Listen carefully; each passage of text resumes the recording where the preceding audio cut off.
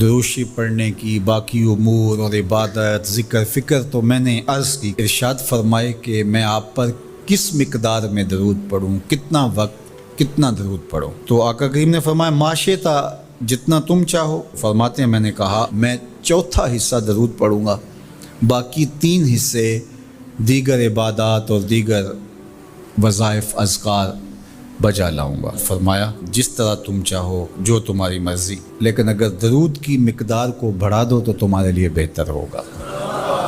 تو میں نے کہا النصفہ، میں آدھا وقت درود پڑھا کروں گا اور باقی چیزیں باقی آدھے وقت میں کروں گا۔ فرمایا جس طرح تم چاہو، لیکن اگر درود کی مقدار کو بڑھا دو تو تمہارے لیے بہتر ہوگا۔ میں نے کہا کہ حضور میں 2 حصے درود پڑھوں گا اور 1 حصہ باقی وظائف اوراد بجا لاؤں گا۔ فرمایا جیسے تمہارا دل چاہے، لیکن اگر